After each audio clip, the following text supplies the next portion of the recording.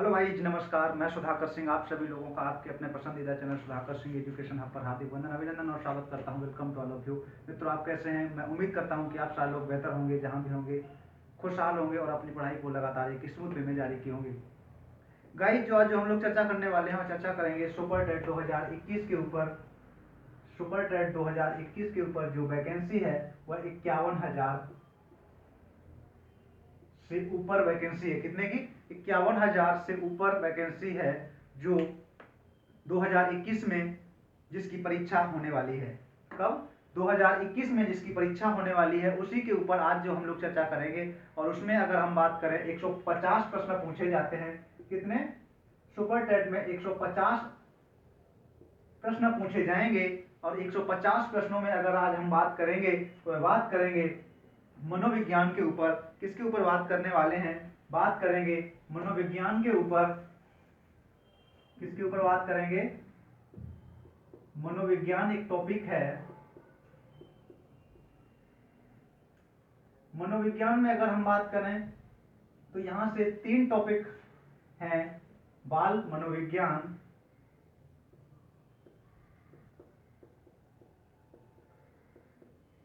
और उसके बाद अगर हम बात करें शिक्षण कौशल, और अगर हम बात करें जीवन कौशल। प्रत्येक टॉपिक से 10-10 प्रश्न पूछे जाएंगे। कुल मिलाकर के मनोविज्ञान से 30 नंबर जो है आपके अंकों को निर्धारण करेंगे आपके परीक्षा में। तो 30 प्रश्न यहां से पूछे जाएंगे। तो आज जो हम लोग चर्चा करेंगे शिक्षण कौशल के ऊपर। किसके ऊपर बात करेंगे? शिक्षण कौशल में अगर आज हम बात करें तो बात करेंगे प्रारंभिक शिक्षा के। जो आज हम लोग चर्चा करने वाले हैं वह चर्चा करेंगे प्रारंभिक शिक्षा के नवीन प्रयास। किसके ऊपर चर्चा करेंगे? प्रारंभिक शिक्षा के नवीन। गाइस, जो आज हम चर्चा कर रहे हैं प्रारंभिक शिक्षा के नवीन प्रयास। क्या चर्चा कर रहे हैं? शिक्षण कौशल में आज जो हम लोग बात कर रहे हैं प्रारंभिक शिक्षा के नवीन प्रयास।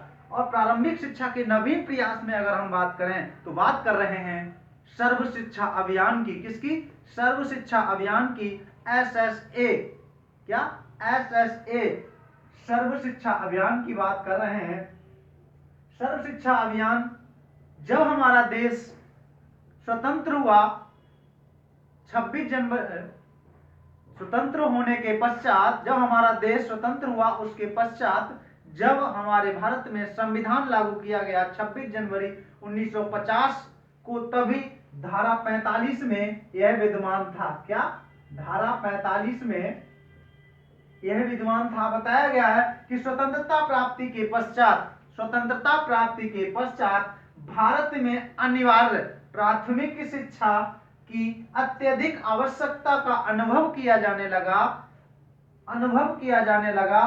तभी 26 जनवरी 1950 में भारतीय संविधान के धारा 45 के अनुसार यह घोषणा की गई, 10 वर्ष के अंदर 14 वर्ष के बालक और बालिकाओं के लिए प्राथमिक शिक्षा अनिवार्य तथा निःशुल्क कर दी जाए।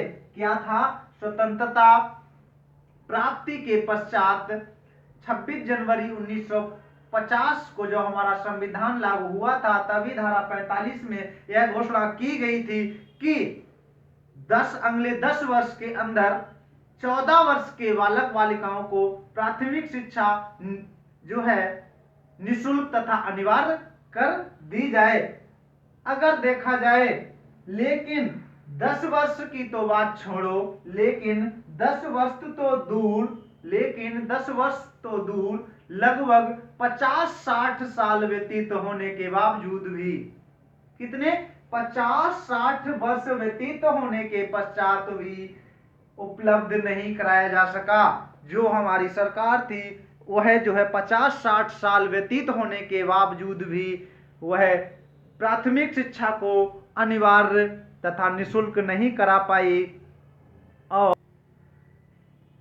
क्या था कि लगभग 50-60 वर्ष व्यतीत होने के बावजूद भी जो है सर्व शिक्षा अभियान को लागू नहीं कर पाए। अगर बात करें संभवतः ऐसी विषम परिस्थितियों में क्या संभवतः ऐसी विषम परिस्थितियों में सन 2001 में एसएस को प्रारंभ किया गया। क्या ऐसी विषम परिस्थितियों में संभवतः ऐसी विषम परिस्थितियों में सन 2001 में प्राथमिक शिक्षा के क्षेत्र में केंद्र सरकार द्वारा, किसके द्वारा?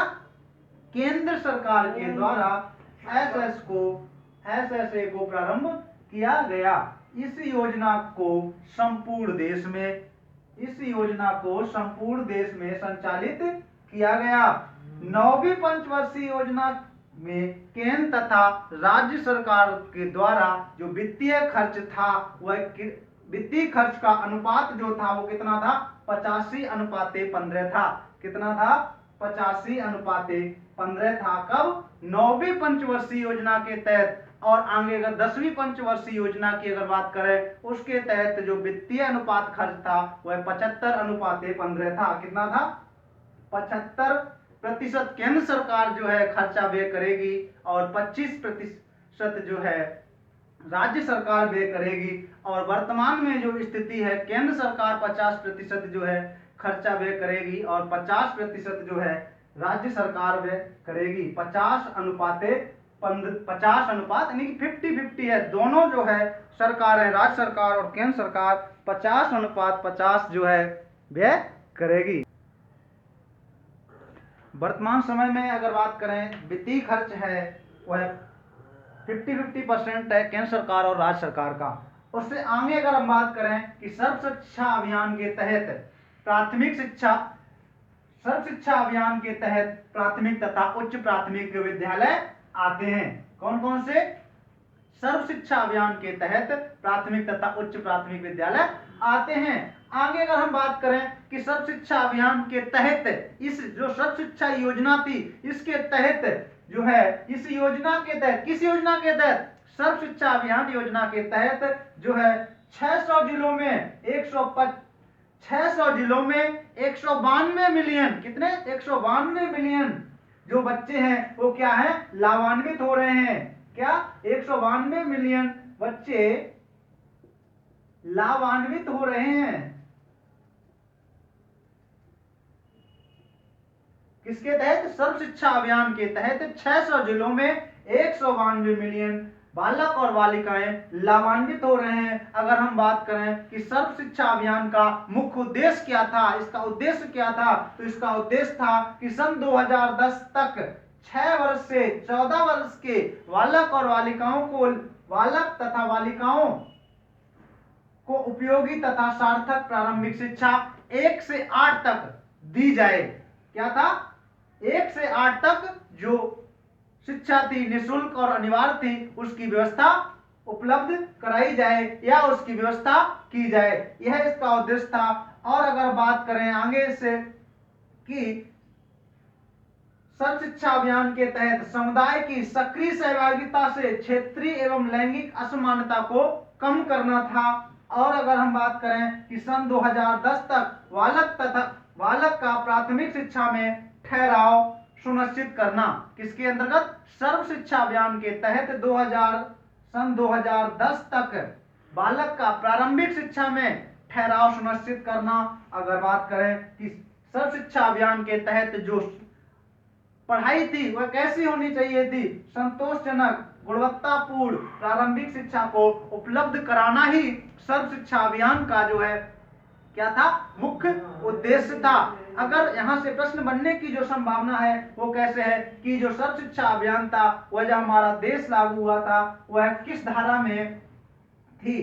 तो 26 जनवरी सन 1950 को जब हमारा संविधान लागू हुआ था उस समय धारा 45 में यह नियत था। किसमें? धारा 45 के अंतर्गत ही इसकी घोषणा की गई थी। बताया गया था कि अगले 10 वर्ष के अंदर जो है सभी